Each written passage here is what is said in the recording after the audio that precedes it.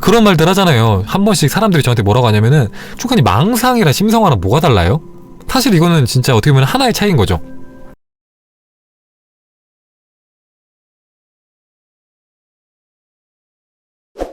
지금 제가 쓰는 단어들 잘 보세요. 근데 이게 저는 되게 쉬운 단어를 쓰고 있어요. 근데 책을 보시면은 책도 뭐 그렇게 어려운 단어는 아니지만 어떻게 표현하냐면은 뭐 상대성, 동시성, 전체성을 가지고 지금 이 순간을 수용해야 한다 이렇게 표현을 하는데 어쨌든 전 지금 좀 쉬운 단어로 쓰고 있다는 것을 알아주시고 여러분들 책을 보시면은 지금 제가 쓰는 용어랑 조금 용어가 다를 수 있습니다. 책의 내용도 읽어드릴게요. 있는 그대로. 방법 부분만 제가 있는 그대로 읽어드릴게요. 이렇게 했으면은 진짜 제가 여태까지 했던 것들과 크게 다르지 않잖아요. 일단 책을 먼저 설명을 하고 책을 먼저 읽어드리고 이거를 설명을 드릴까요? 있는 그대로 보는 것도 좀 어떻게 보면 도움이 될 수 있으니까. 자, 책을 먼저 읽어볼게요. 자, 첫 번째, 지금 이 순간 나의 결핍과 비참함을 있는 그대로 받아들인다. 다시 말해서 상대성, 동시성, 전체성을 관한다. 두 번째, 이때 발생하는 모든 서러움과 슬픔마저도 상대성, 동시성, 전체성의 눈으로 바라보며 허용한다. 이게 저는 지금 1번으로 그냥 통합한 겁니다. 이 두 가지를 1번으로 통합한 거예요. 자, 3번 인식의 맹점, 주체와 대상의 비이원적 관계, 시공간의 실체, 궁극 실제의 작용 방식, 욕구와 욕망의 구분, 찰나 생멸하는 트랙의 속성, 탐진치와 진선미, 인드라망의 세계, 현실 출력 회로의 완벽함, 지금 여기에 온전함 등을 모두 알매 수준까지 가져가면 이성의 온전한 납득이 일어나고 그 알은 가슴으로 옮겨가 감성의 영역에도 각인이 된다. 뭔 소린지 모르겠죠? 네, 저는 이거 그냥 깨어남이라고 표현한 거고요. 4번 인식 대상이 그대로 나 자신이라는 사실을 관조하며 제 규정의 관념을 나로 삼는다. 그러니까 내가 원하는 소망을 그리라는 거예요, 결국에는. 자, 5번째 보시니 좋더라의 마음이 일어나며 창조가 완성이 된다. 그러니까 결국엔 소망이 이루어진다는 뜻입니다. 그러니까 책을 그냥 그대로 읽으면 여러분들 이해를 못할 부분들이 너무 많아요. 책 용어가 일단 너무 생소한 게 많고 그래서 제가 그냥 쉽게 쓴 건데 이거를 앞에 부분에서는 조금 다르게 설명해요. 여기도 읽어드릴게요. 여기까지만 읽어드릴게요.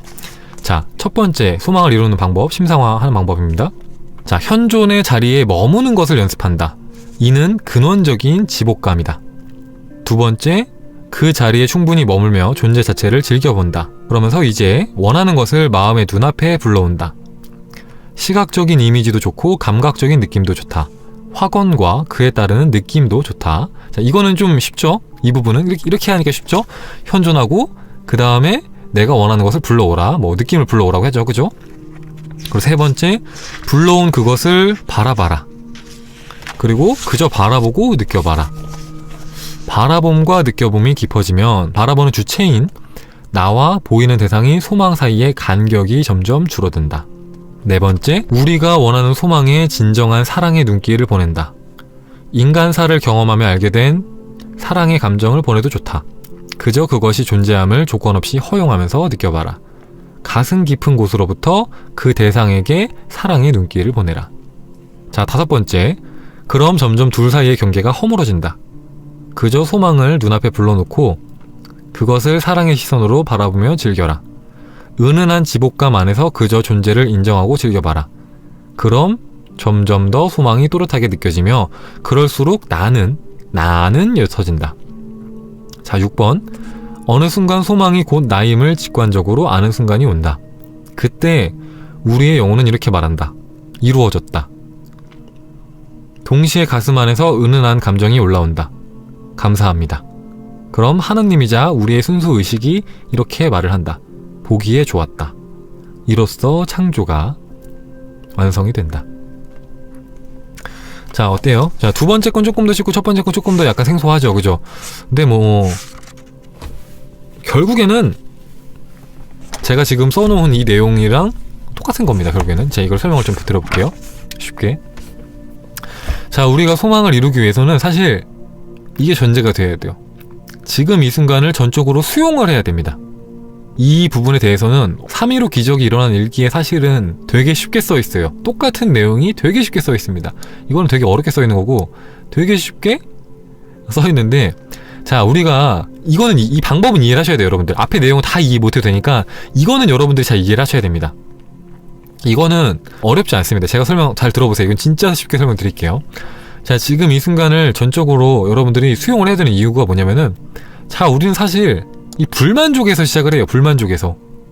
내가 부자가 되고 싶은 이유는 내가 지금 가난하기 때문이고, 내가 지금 연애를 잘하고 싶은 것은 내가 지금 연애를 못하기 때문이고, 내가 지금 뭐 친구들과 사이가 좋아지고 싶은 것은 내가 지금 인간관계가 좋지 않기 때문이고, 내가 건강해지고 싶은 이유는 내가 건강하지 않기 때문이에요. 즉, 우리의 소망과 나를 일단 분리된 상태에서 시작을 합니다. 그죠? 분리된 상태에서 시작을 하고, 그리고 내가 이 소망이 없는 상태, 즉 결핍의 상태에서 시작을 해요. 그쵸? 결핍의 상태에서 시작을 합니다. 그래서 책들이 이렇게 말을 합니다. 간절히 바라면 바랄수록 오히려 소망과 멀어진다. 이것을 이제 이런 식으로 표현하죠. 뭐 반의도, 역노력, 균형력, 이런 식으로 표현하죠. 내가 소망을 너무 간절히 바라면 바랄수록 오히려 소망과 반대로 이루어진다. 그런 경우 있잖아요. 충분히 제가 심상을 진짜 열심히 했는데 오히려 소망과 반대로 이루어진 경우가 너무 많아요.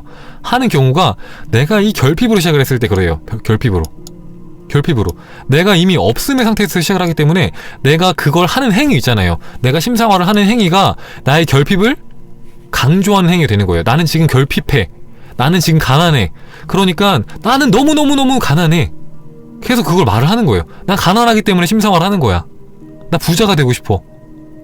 그렇기 때문에 열심히 심상화를 했는데 오히려 반대의 결과가 자꾸 나타나는 거죠. 그래서 지금 이 순간을 전적으로 수용하는 것에서부터 시작을 해야 됩니다. 3.15 기적이라는 일기라는 책을 보면은 그 책에서 뭐라고 합니까? 우리가 무언가를 끌어당기기 전에 사실은 우리가 지금 이 순간에 나를 먼저 수용을 해야 된다. 근데 그 수용은 나를 긍정적으로 생각하는 게 아닙니다. 무조건 나를 긍정적으로 생각하는 게 아니라 그냥 있는 모습 그대로 수용하는 겁니다. 그죠? 예를 들어서 우리가 가난하든 뭐 병에 들었든 왕따든 뭐든 간에 그거를 일단 수용하는 거예요. 있는 그대로. 그 상태에서 시작을 해야 돼요. 그 상태에서. 여기까지 이해되십니까? 자, 그렇게 해서 우리가 결핍이 아닌 그냥 있는 그대로 바라봄의 시선을 가질 수 있어요. 그죠? 전적으로 수용하면서 지금 이 순간을. 그러면은 그 다음에는 우리가 온전히 깨어나야 되는데, 이거는 제가 약간 어떻게 보면 함축적으로 쓴 거예요. 그죠? 함축적으로. 아까 보면은 되게 책에는 겁나 길게 써 있었잖아요. 그죠? 막 여러분들이 알아들을 수 없는 그런 용어들을 써가면서 겁나 길게 써 있었는데, 지금 이 순간 온전히 깨어난다. 현존의 상태에 든다는 거잖아요. 결국에는. 그죠?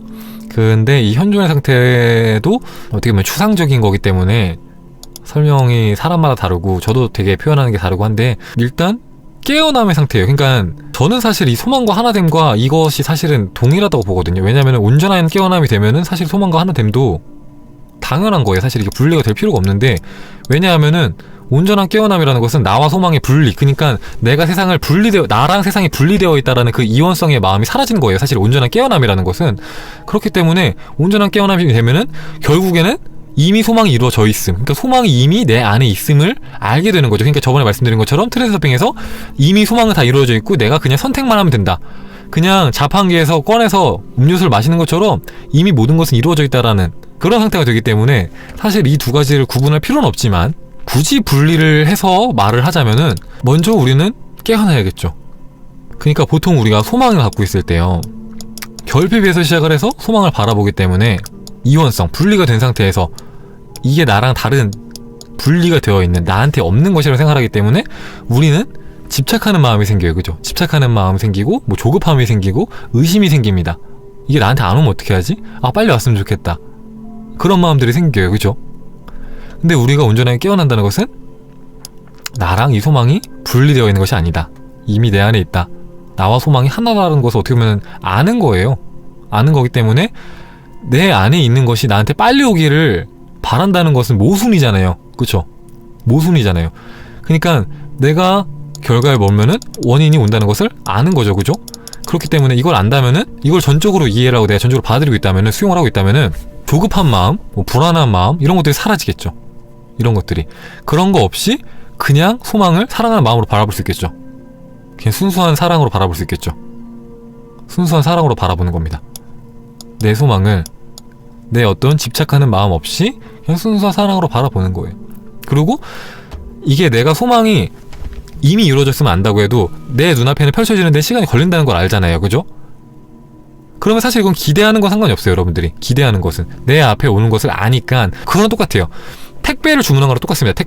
택배를 주문하면 오는 거 알잖아요. 근데 오는 거 알아도 기대할 수 있잖아요. 그런 것처럼 기대는 할 수 있어요. 여러분들이 대신에 불안해하진 않겠죠. 이게 안 오면 어떻게 하지? 이런 생각은 없을 거 아니에요. 그러니까 온전하게 내가 소망을 사랑하면서 내가 지금 현재 이 순간에 해야 될 것들을 하면서 지낼 수 있는 거예요.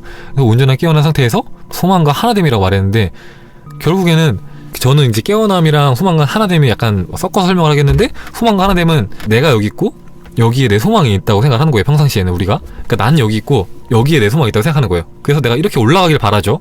그쵸? 내가 뭐 부자가 된다거나 내가 뭔가 유명해지길 바란다거나 아니면 내 꿈이 이루어지길 바란다거나 하여튼 뭐 내가 좀 업그레이드 되기를 바라는 거잖아요. 그죠? 소망이 이렇게 이루어지길 바라잖아요. 소망과 분리돼서. 그죠? 근데 소망이 분리되어 있는 것이 아니라 지금 나와 하나 되어 있다고 받아들이는 겁니다. 지금 하나 되어 있다고. 이거를 이제 네빌 고다르드의 책에서는 소망으로부터 생각을 해라라고 말을 하잖아요. 소망으로부터. 소망이 이미 이루어진 상태에서 바라보라. 소망이 이미 이루어진 상태에서 바라봐라. 내가 지금 소망이 이루어졌다면은 세상을 어떻게 바라볼까? 내가 무슨 생각을 할까? 내가 어떻게 행동을 할까? 그걸 마음속에서 그리는 거죠. 근데 그것은 소망에서부터 생각을 하는 거고, 소망과 하나 되는 것은 소망과 나의 분리가 없는 상태.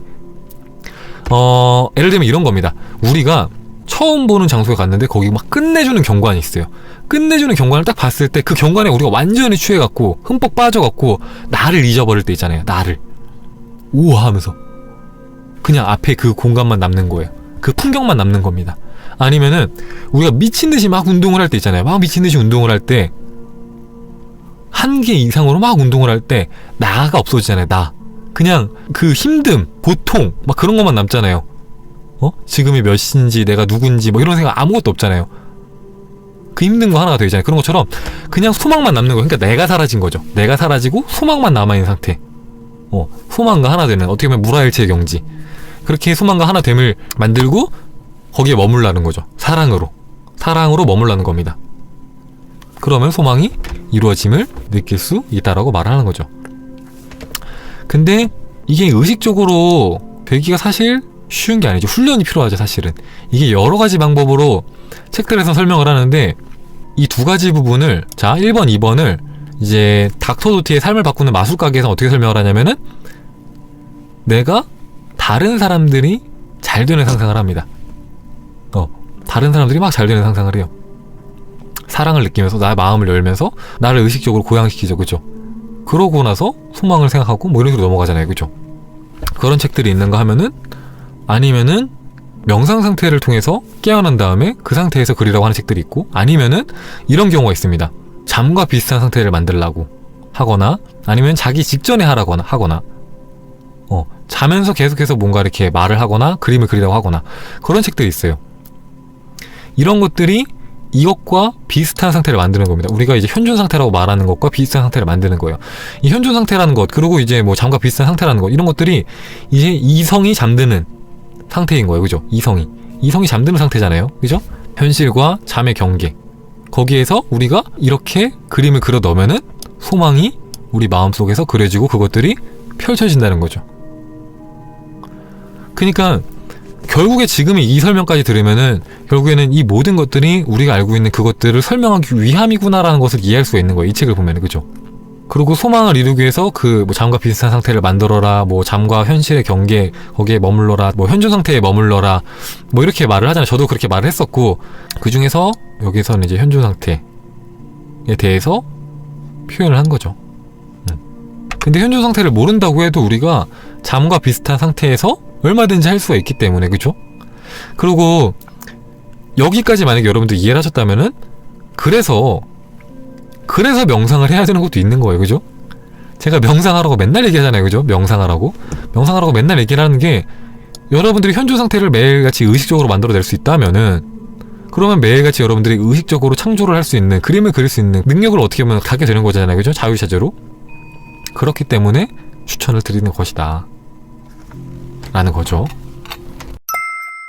그리고 이 현존 상태에 대해서 좀 오해를 하실 수 있어서 좀 이걸 좀 설명을 해볼게요. 그러니까 결국에는 현존 상태가 좀 중요하잖아요. 어떻게 보면은 이 현존 상태라는 게 지복의 상태라고도 표현을 해요. 책에서. 자, 현존 상태는 지복의 상태다 라고 이렇게 표현을 하는데, 이 지복에 대해서도 잘 이해를 해야 돼요. 그러니까 지복이라는 건 지극한 행복인데, 지극한 행복이라고 말을 하면은 막 와 너무 좋아 설레 막 두근거려 이렇게 이해를 할 수가 있는데, 이런 게 아닙니다 여러분들. 지복이라는 건 이런 게 아니에요. 그냥 내가 누군지를 아는 데서 오는 행복이 있어요. 내가 누군지를 아는 데서 오는 행복.